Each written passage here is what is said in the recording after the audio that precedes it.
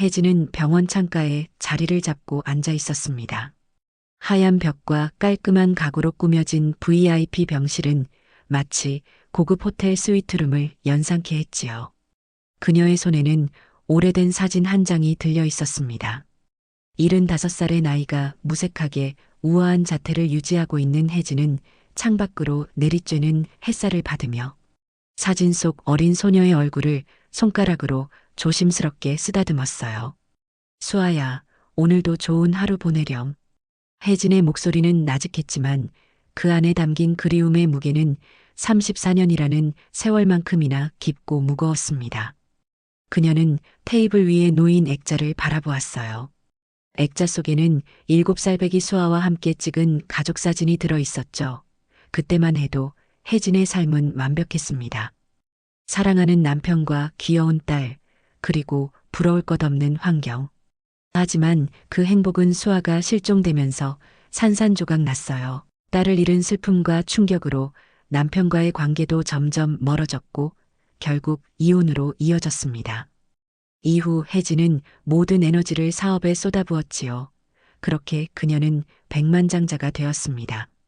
하지만 성공이라는 달콤한 열매 안에는 늘 딸을 찾지 못한 죄책감이라는 씁쓸한 씨앗이 있었어요. 회장님, 실례하겠습니다. 병실 문이 열리고 최명수 병원장이 들어왔습니다. 50대 후반의 단정한 외모와 부드러운 카리스마를 지닌 최 병원장은 혜진을 향해 공손하게 고개를 숙였어요. 오늘부터 회장님을 전담해서 모실 간호사를 모셔왔습니다.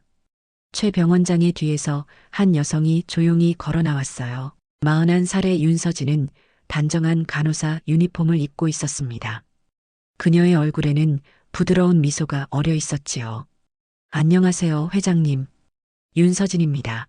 앞으로 제가 회장님을 모시겠습니다. 서진의 목소리는 차분하고 따뜻했어요. 혜진은 그녀를 바라보며 묘한 감정이 일었습니다. 이상하게도 마치 오래전부터 알고 있던 사람을 만난 듯한 익숙함이 느껴졌지요. 혜진은 서진의 얼굴을 한동안 응시했습니다.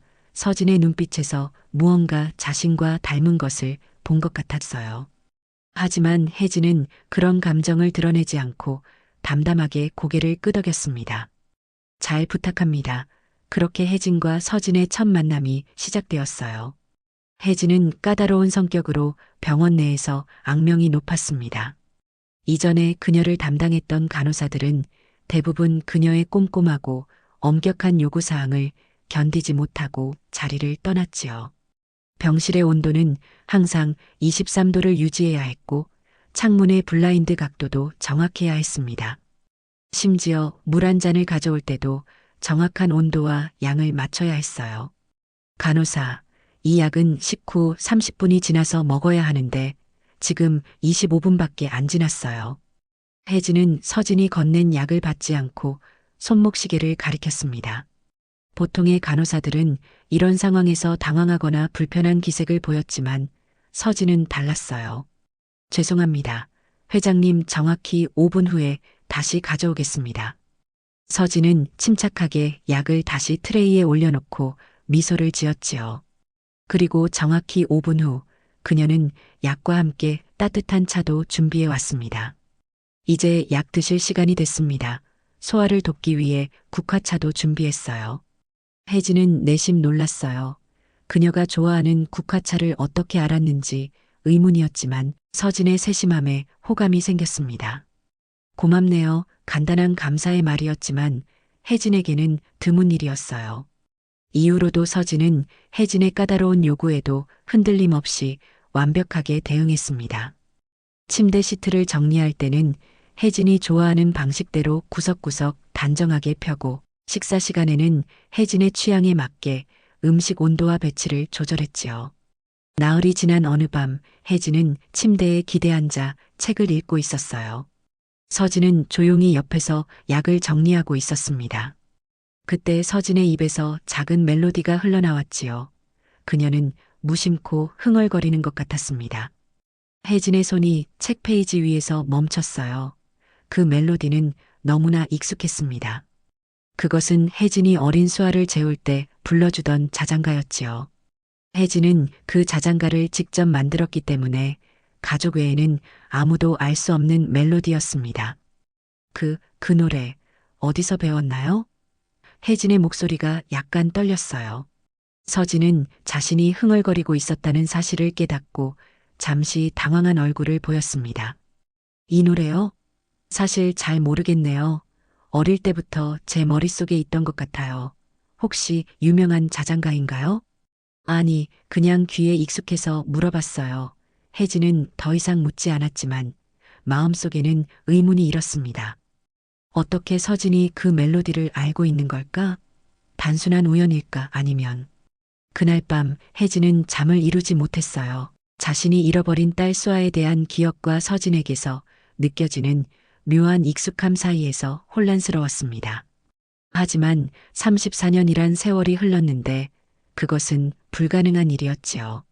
혜진은 스스로에게 그저 슬픔과 그리움 때문에 지나치게 상상하고 있다고 타일렀습니다.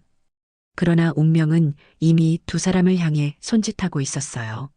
이틀 후 혜진은 서진의 행동을 더욱 유심히 관찰하기 시작했습니다. 그녀는 서진이 약을 가져오고 체온을 재고 주사를 놓는 모든 행동이 어쩐지 낯설지 않게 느껴졌어요. 특히 서진이 무의식적으로 하는 작은 습관들이 혜진의 시선을 사로잡았습니다. 그날 오후 혜진은 누워서 휴식을 취하는 척하며 반쯤 감은 눈으로 서진을 지켜보고 있었어요. 서진은 창가 쪽 작은 테이블에 앉아 손톱을 정리하고 있었습니다. 혜진은 서진이 손톱을 다듬는 방식에 주목했지요. 서진은 왼손 새끼손가락부터 시작해 차례대로 엄지까지 다듬은 후 오른손도 같은 순서로 정리했습니다. 그리고 마지막으로 엄지손톱을 한 번 더 확인하는 모습이었어요. 혜진의 가슴이 쿵 내려앉는 느낌이었습니다. 그 장면은 마치 오래된 필름이 되살아난 것 같았어요. 34년 전 어린 수아도 정확히 같은 방식으로 손톱을 깎았습니다. 왼손부터 시작해 오른손으로 그리고 마지막에 두 엄지손톱을 한 번 더 확인하는 특이한 습관이었지요. 혜진은 그 모습이 너무 귀여워서 자주 수아를 놀리곤 했었습니다. 손톱 검사 완료? 혜진이 물었던 기억이 떠올랐어요. 그때 수아는 웃으며 대답했었죠. 응. 엄지가 제일 중요하니까 마지막에 또 확인해야 해. 갑자기 밀려오는 기억에 혜진의 눈가가 촉촉해졌습니다. 혜진은 눈을 감고 깊은 숨을 들이마셨어요. 단순한 우연일 뿐이야. 많은 사람들이 비슷한 습관을 가지고 있을 수 있어. 그렇게 스스로를 설득하려 했지만 가슴 한구석에서는 이미 작은 불씨가 피어오르고 있었습니다. 회장님, 괜찮으세요? 얼굴이 안 좋아 보이네요. 서진의 목소리에 혜진은 눈을 떴어요. 서진이 걱정스러운 표정으로 다가오고 있었지요. 괜찮아요. 그냥 잠시 옛 생각이 나서. 옛 생각이요? 혹시 말씀해 주실 수 있으실까요? 서진의 물음에 혜진은 잠시 망설였습니다. 그동안 그녀는 수아에 대한 이야기를 누구와도 나누지 않았어요. 그것은 너무 아픈 상처였기 때문이었지요. 하지만 서진에게는 이야기하고 싶은 충동이 일었습니다. 내게는 딸이 있었어요. 지금쯤이면 41살이 됐을 거예요. 서진의 눈이 커졌어요. 41살이요? 그럼 저와 같은 나이네요. 지금은 어디 계신가요? 혜진은 창밖을 바라보며 천천히 대답했습니다. 34년 전, 7살 때 실종됐어요. 그 후로 찾지 못했죠. 방 안에 무거운 침묵이 내려앉았어요. 서진은 무슨 말을 해야 할지 몰라 혜진의 손을 조심스럽게 잡았습니다. 그녀의 손길에는 묘한 따뜻함이 있었지요. 정말 죄송합니다. 많이 힘드셨겠네요. 혜진은 고개를 끄덕였습니다. 그리고 문득 궁금증이 일었어요. 서진 씨는 가족이 있나요? 서진은 살짝 미소를 지었지만 그 눈빛에는 슬픔이 스쳐 지나갔습니다. 저는 어릴 때부터 고아원에서 자랐어요. 부모님에 대한 기억이 거의 없네요. 그저 희미한 장면들만 가끔 떠오를 뿐이죠. 혜진의 심장이 빠르게 뛰기 시작했어요. 그녀는 서진의 대답에서 무언가 중요한 단서를 발견한 것 같았습니다. 그날 밤 혜진은 서진에 대한 궁금증을 참을 수 없었습니다. 그녀는 최명수 병원장을 자신의 병실로 불렀어요. 최 병원장이 조용히 문을 열고 들어왔을 때 혜진은 이미 창가에 앉아 그를 기다리고 있었지요. 부르셨습니까, 회장님? 혜진은 침착하게 물었습니다. 윤서진 간호사에 대해 알고 싶어요. 그녀의 배경, 과거, 특히 그녀가 자란 고아원에 대한 정보가 필요해요. 최 병원장은 잠시 당황한 기색을 보였어요. 갑자기 무슨 일이 있으셨나요? 혹시 서진 간호사가 실수라도 했습니까? 아니요. 오히려 그 반대예요. 그녀는 내가 만난 가장 완벽한 간호사예요. 하지만 개인적인 이유가 있어요.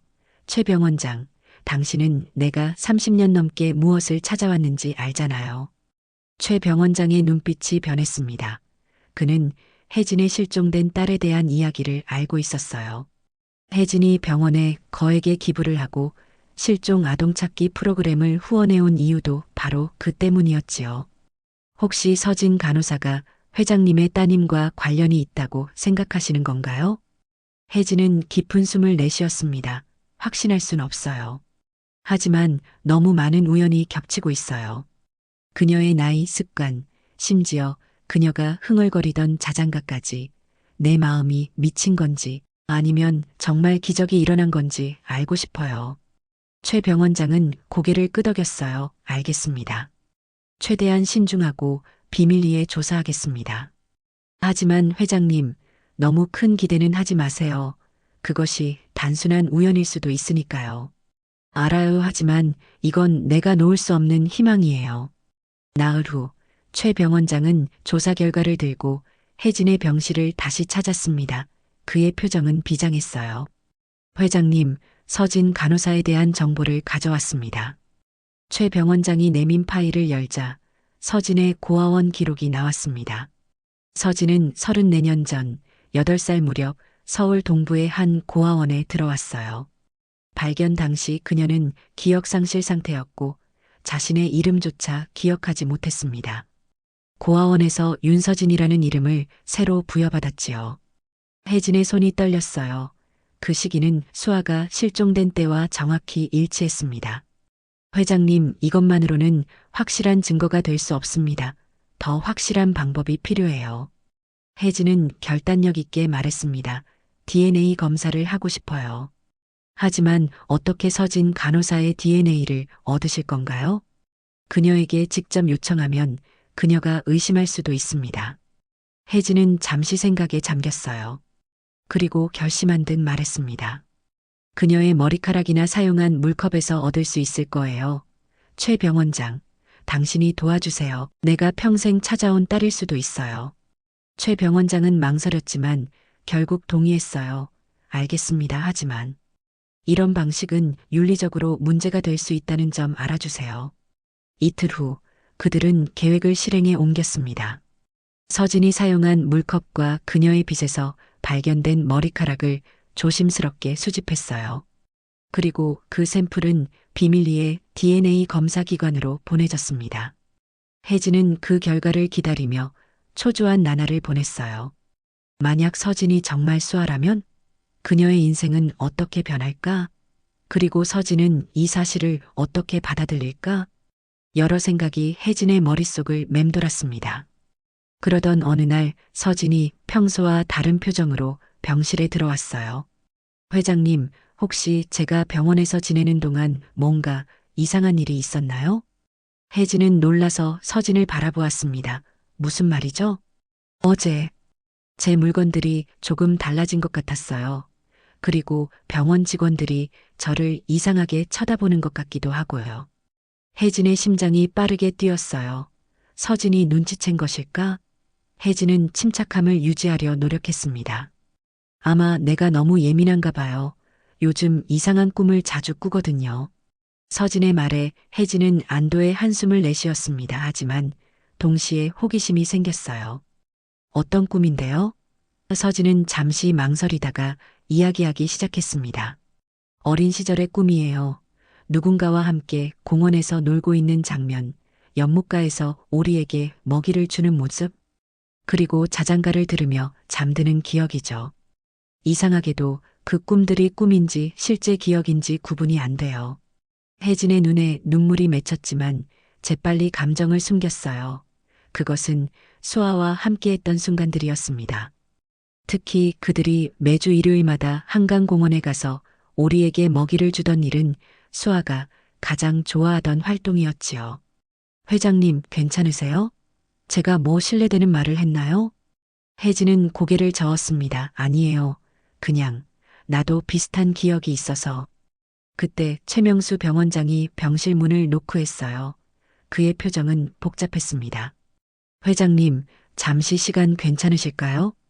혜진은 서진에게 미소를 지으며 말했어요. 서진 씨, 잠시 나가 있어 주겠어요?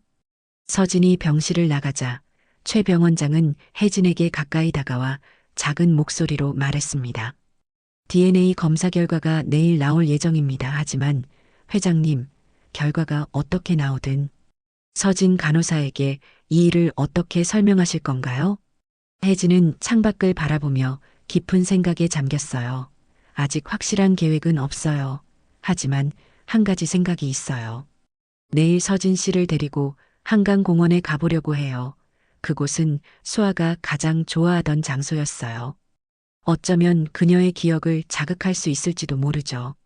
다음 날 아침 혜진은 서진에게 제안했습니다.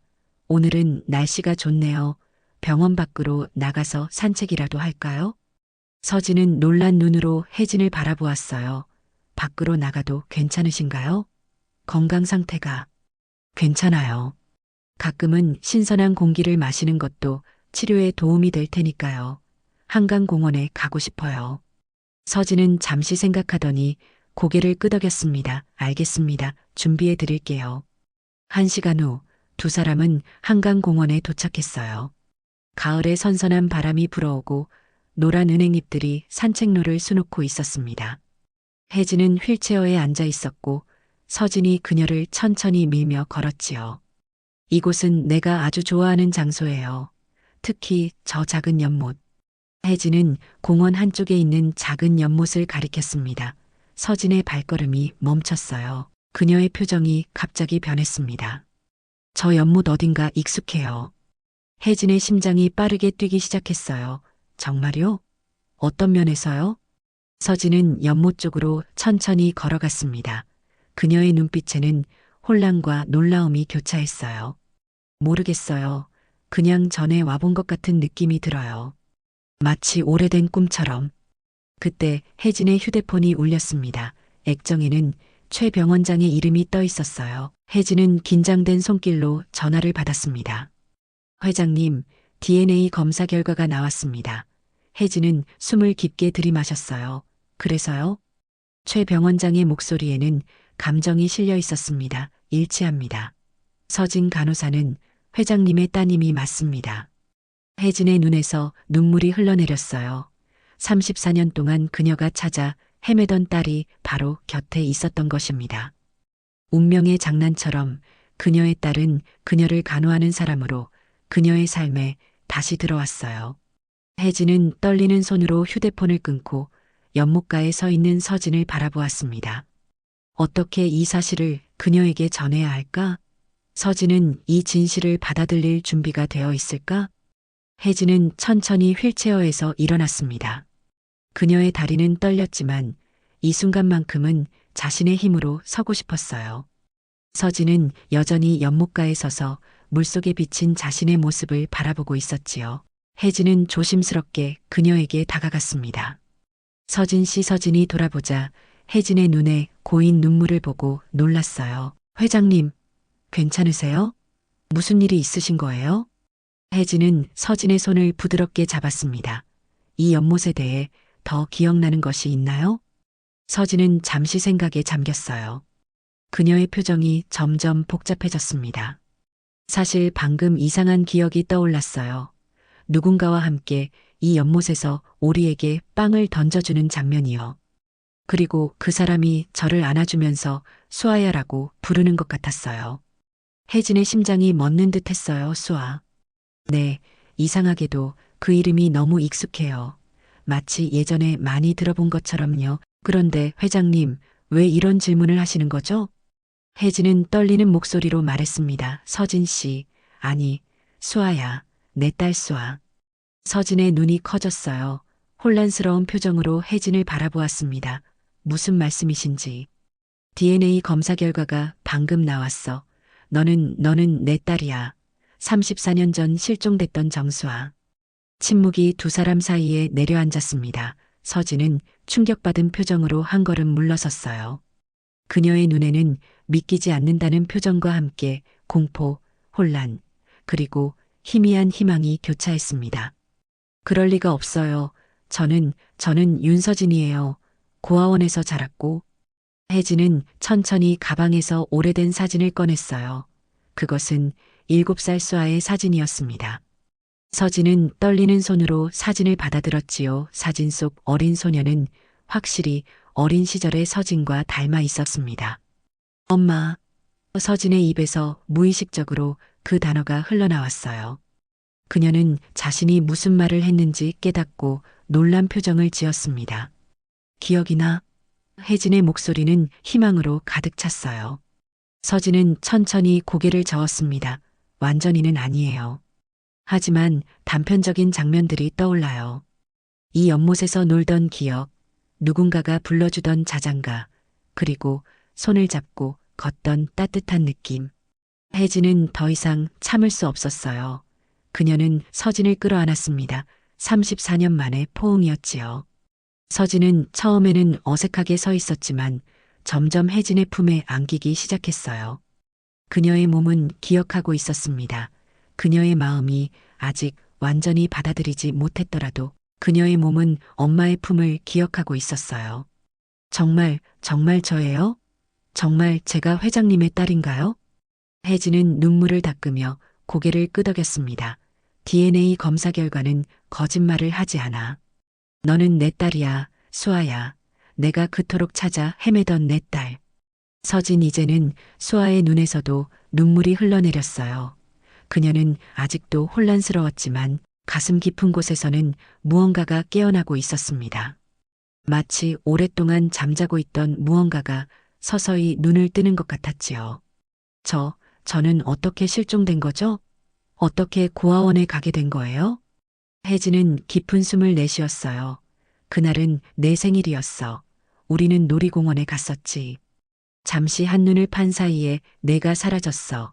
경찰도, 탐정도, 모든 방법을 동원해 널 찾았지만 두 사람은 공원 벤치에 앉아 오랜 시간 이야기를 나눴습니다.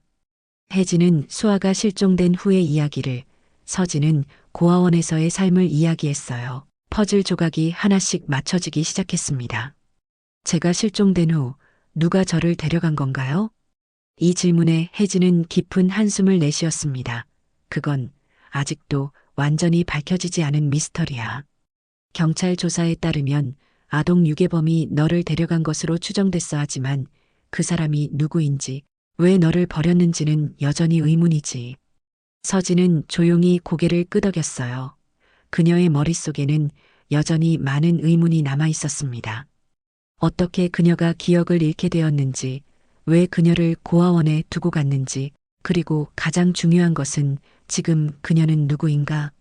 윤서진인가 아니면 정수아인가? 회장님 아니, 어떻게 불러야 할지. 혜진은 부드럽게 미소 지었어요. 편한 대로 불러도 돼. 갑자기 엄마라고 부르라고 강요하지는 않을게. 시간이 필요하다는 거 이해해. 서진은 고마운 표정을 지었습니다. 전 아직 제가 누구인지 혼란스러워요. 34년 동안 윤서진으로 살아왔는데 갑자기 정수아라고 하니 받아들이기가 쉽지 않네요. 혜진은 이해한다는 듯 고개를 끄덕였지요. 천천히 생각해도 돼. 중요한 건 우리가 마침내 서로를 찾았다는 거야. 두 사람은 연못가를 따라 천천히 걸었습니다. 가을 햇살이 수면 위에 반짝이고 있었어요. 서진은 문득 멈춰서서 말했습니다. 기억나요?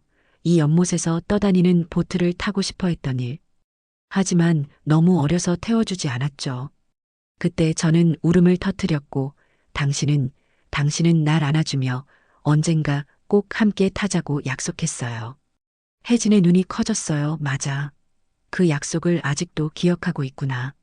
서진은 미소 지었습니다. 완전한 기억은 아니에요. 그저 파편처럼 떠오르는 장면들이죠. 하지만 이상하게도 따뜻한 느낌이 들어요. 병원으로 돌아가는 길, 두 사람은 앞으로 어떻게 할지 논의했어요. 혜진은 서진에게 자신의 딸로서 모든 권리를 되찾아주고 싶었지만 서진은 갑작스러운 변화에 부담을 느꼈습니다. 전 아직 준비가 안 된 것 같아요. 갑자기 정수화가 되는 것은. 혜진은 이해하며 대답했지요. 서둘지 않아도 돼. 내가 원하는 대로 하자. 일주일 후 서진은 중요한 결정을 내렸습니다. 그녀는 혜진의 병실을 찾아와 조용히 말했어요. 많이 생각해 봤어요. 저는 제 뿌리를 인정하고 싶어요. 하지만 동시에 34년 동안 저를 지켜온 정체성도 지키고 싶습니다. 혜진은 기대에 찬 눈으로 서진을 바라보았어요. 그래서 제 법적 이름을 강서진으로 바꾸고 싶어요. 강은 회장님의, 아니, 어머니의 성씨를 따르는 거고, 서진은 제가 지금까지 알아온 제 자신을 의미하는 거죠. 그리고 가족 관계도 공식적으로 인정받고 싶어요. 혜진의 눈에 기쁨의 눈물이 고였습니다. 그녀는 서진의 손을 꼭 잡았어요. 그건 정말 아름다운 결정이구나. 나는 내가 자랑스러워. 서진의 눈에도 눈물이 맺혔지요. 아직은 엄마라고 부르기가 어색하지만 언젠가는 자연스럽게 그렇게 부를 수 있을 거예요.